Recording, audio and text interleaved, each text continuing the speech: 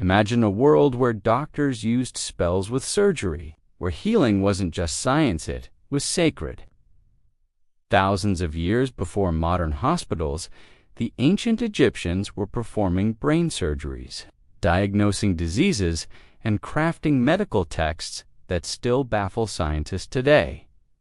But what if we told you some of their most powerful medical secrets were never meant to be shared? Secrets hidden in tombs, sealed in scrolls, and guarded by priests for centuries. This isn't just history, this is the lost legacy of one of the most advanced medical systems of the ancient world. And today, we're going to uncover it all. Stay with us, because what you're about to discover might just change everything you thought you knew about ancient science. Welcome to Decoding History and Science, where the ancient past meets modern discovery. Medicine born from the gods in ancient Egypt, healing wasn't just medicine, it was divine power. The people believed that diseases came from the gods or from spiritual imbalances, and to treat them, they turned to both remedies and rituals. At the center of it all was Imhotep, a real man later worshipped as the god of medicine. He was a priest, physician, and genius of his time, centuries ahead of the world. Even thousands of years later, Greek and Roman scholars would study his legacy. Temples acted as early hospitals where priest-doctors used herbs, prayers, magic spells, and even surgery to heal the sick.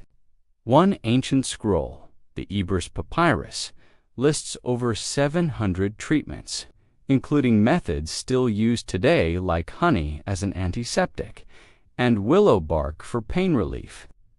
They believed the body had channels like the Nile, and when blocked, disease would follow. Healing meant restoring flow both physically and spiritually. They didn't just treat the body, they healed the soul. This was medicine, guided by the gods. The Ebers Papyrus, a window into ancient healing, buried deep in the sands of Luxor and discovered in the 19th century. The Ebers Papyrus is one of the oldest and most complete medical texts in human history, dating back to around 1550 BC. This scroll stretches over 20 meters long and contains hundreds of remedies, spells, and surgical insights used by the ancient Egyptian healers. This wasn't just a list of herbs, it was a manual for life and death. From treating snake bites and broken bones to diagnosing depression and internal diseases, the Ebers Papyrus reveals a civilization that had a remarkable understanding of the human body for its time.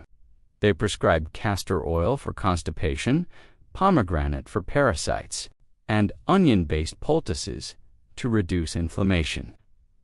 They even had treatments for heart disease and diabetes-like symptoms.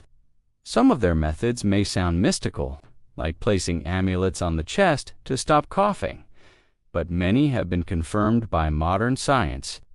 What's truly astonishing is their grasp of surgical practices. The papyrus outlines methods for suturing wounds, stopping bleeding with raw meat, and using cauterization to seal injuries centuries before such techniques were refined in the West. But here's the twist. Much of the text is a blend of magic and medicine. Spells were often used alongside physical treatment, proving that for the Egyptians, healing was never just about the body, it was about restoring cosmic balance. They didn't separate science from spirituality. So was it real medicine or ritual magic? The answer lies in how well their methods worked. Many did, and some are still in use today. But the Ebers Papyrus is just one piece of the puzzle. In the next chapter, we'll uncover the secret training of Egyptian healers and the forbidden knowledge passed only to the elite. Healers of the pharaohs, secrets of the ancient doctors. Not just anyone could become a doctor in ancient Egypt.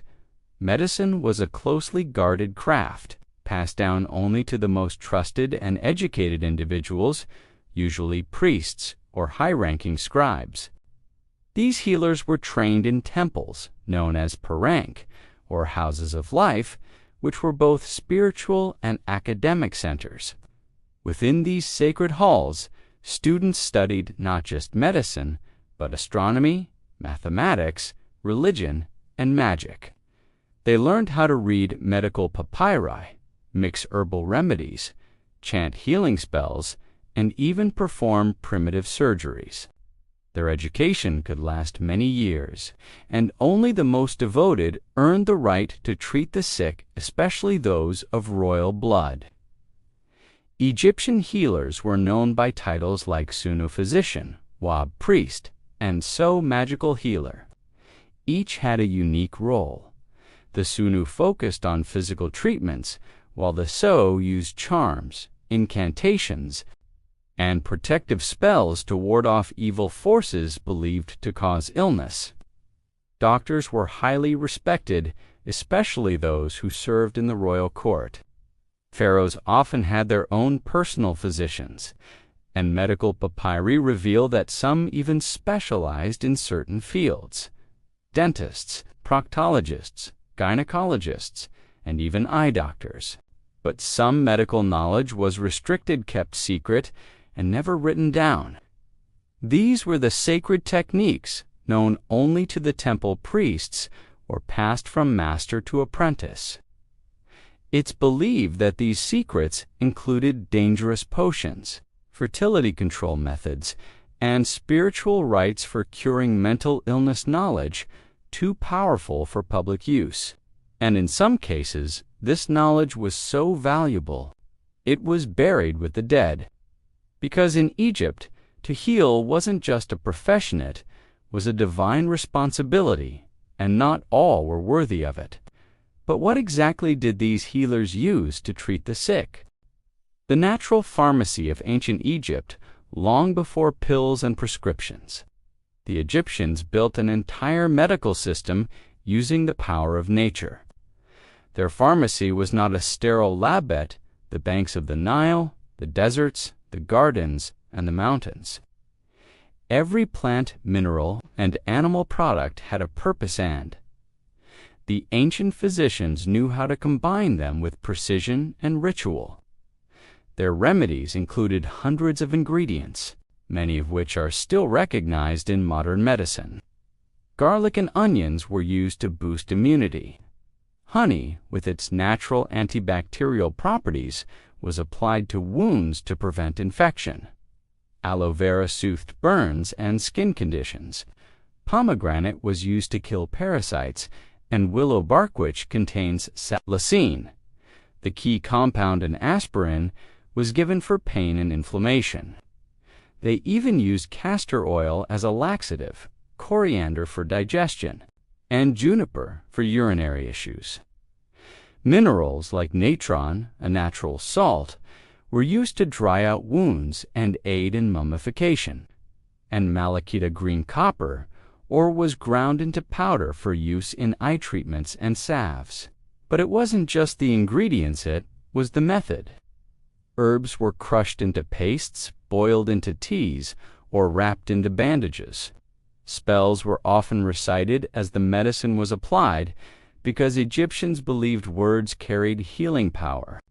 Especially when spoken by a priest-physician, they even had prescriptions recorded on papyrus with exact dosages and timing, evidence of a surprisingly advanced understanding of medical practice.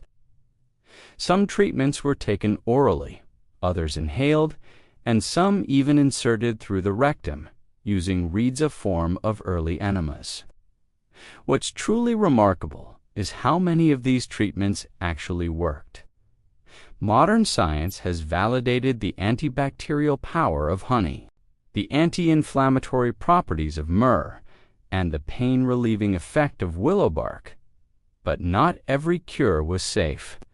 Some included toxic ingredients like lead or crocodile dung, believed to have spiritual properties but dangerous by today's standards.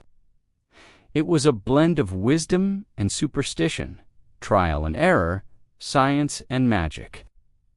Still, the depth of knowledge they had thousands of years ago is nothing short of astonishing. But there's another side to this story. What happened when medicine failed, when herbs and spells weren't enough? Surgery, spirits, and the battle against death, when herbs, rituals, and prayers failed. The ancient Egyptians turned to more direct methods, and that meant surgery.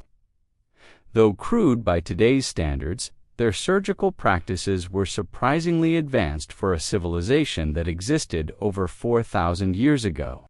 Archaeological evidence from mummies reveals signs of fracture setting, tooth extractions, trepanation drilling holes into the skull, and even amputations that showed signs of healing, meaning the patient survived.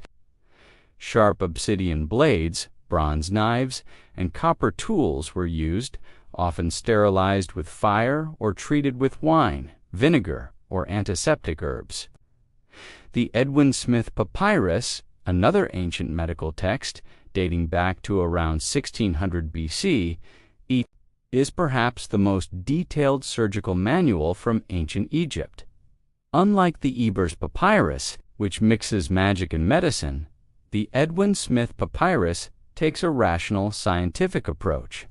It lists 48 cases of trauma, from skull fractures to spinal injuries, and categorizes them with incredible logic. An ailment I can treat, an ailment I will fight with, and an ailment I cannot treat. This shows the ancient doctors recognized their limits, a rare humility for the time. But when surgery failed, or when the illness was believed to be caused by evil spirits or curses, they turned to magical rituals and supernatural protection. Disease was often personified as a demon invading the body, and healing involved casting it out. Priest doctors would recite incantations, burn sacred herbs like frankincense and myrrh, and apply protective amulets inscribed with spells. One popular charm was the Eye of Horus, believed to bring health and ward off evil. Others included spells to banish the breath of the dead, which was thought to cause respiratory illness. In cases of mental illness, the Egyptians believed the person might be possessed, and treatments ranged from soothing baths and music therapy to extreme forms of exorcism. This blend of practical medicine and spiritual warfare defined Egyptian healthcare. They didn't separate body, mind, and soul. The healer was expected to restore all three. Yet even with all their knowledge, there was one force they could never fully conquer: death. But in true Egyptian fashion, they didn't see death as an end, they saw it as a transition, and their medical wisdom even followed them into the afterlife. Medicine for the afterlife, healing the dead in ancient Egypt, death was not the end, it was the beginning of eternity. And just as the living required care and healing, so did the dead. The journey to the afterlife was believed to be filled with trials, dangers, and divine judgments. To survive it, the soul needed protection, preservation, and yes, medicine. The art of mummification wasn't simply about preserving the body. It was a sacred medical ritual, performed with surgical precision and spiritual intention. Only the most skilled embalmers, considered elite medical specialists, were entrusted with this delicate process. They removed the internal organs, cleaned the body, and treated it with over 40 days of oils, natron salts, and resins to prevent decay. Each step of mummification reflected a deep understanding of human anatomy. They knew how to extract the brain through the nose, how to preserve the liver, lungs, stomach, and intestines in canopic jars, and how to rewrap the body in over 100 meters of linen, often with protective amulets hidden between layers. But why such care? Because the Egyptians believed the body was the vessel of the Solavan in the afterlife. If it decayed, the soul would suffer. Healing, therefore, extended beyond life. It was a preparation for eternal existence. Medical scrolls were often buried with the dead, and some high-ranking individuals were entombed with miniature surgical tools, herbs, and written spells just in case they needed healing in the next world. Even more fascinating, some tomb walls were covered with detailed anatomical drawings and medical instructions, as if to remind the soul, or the gods of the deceased's medical wisdom more, perhaps to ask for healing on the other side. In this worldview, medicine wasn't just about curing disease, it was about preserving divine order, guiding the soul, and defying decay itself. But what truly made Egyptian medicine stand out was that it combined the physical, the spiritual, and the eternal into one unified system of healing. Still, this raises a question. How did they know so much, so early? Was it pure observation and experimentation, or did they inherit lost knowledge from a civilization even older? Lost origins was ancient Egyptian medicine inherited. For centuries, scholars have marveled at how advanced ancient Egyptian medicine was far ahead of its time, shockingly sophisticated, and in some ways, even modern. But this has led to a deeper, more mysterious question. Where did this knowledge come from? Did the Egyptians develop it entirely on their own through observation, trial and error, and divine inspiration? Or was it part of an even older legacy, inherited from a civilization that came before? Some researchers point to the sudden appearance of high-level medical knowledge in early dynastic Egypt as evidence that it was entirely homegrown. Texts like the Edwin Smith Papyrus, written in scientific detail, and the Ebers Papyrus, with its complex remedies, seem far too advanced for a society just beginning to document knowledge on papyrus. There are even ancient Egyptian writings that refer to lost books, sacred teachings from a time before time, a golden age ruled by gods and demigods. One such text mentions a vast library of scrolls stored in the Temple of Thoth, now lost to history. Could these writings have contained knowledge from a pre-dynastic civilization, now buried under sand and myth? Some fringe theories even suggest that the Egyptians were heirs to a forgotten global culture, possibly wiped out by Cataclysm I that left behind traces of scientific and medical wisdom. While these ideas remain speculative, they reflect a broader truth. Egyptian medicine didn't evolve in isolation. They traded and exchanged ideas with Mesopotamians, Nubians, and later, Greeks. And their priests weren't just spiritual leaders. They were keepers of ancient, possibly inherited wisdom, passed down through generations and guarded fiercely. Whether learned, revealed, or remembered, this knowledge shaped their entire civilization. And the more we study it, the clearer it becomes. We still don't know everything they knew. Which brings us to one final question. What have we lost, and what might still be hidden? Rediscovering the secrets. What lies beneath the sands despite centuries of excavation and study? We are still just beginning to understand the full scope of ancient Egyptian medicine.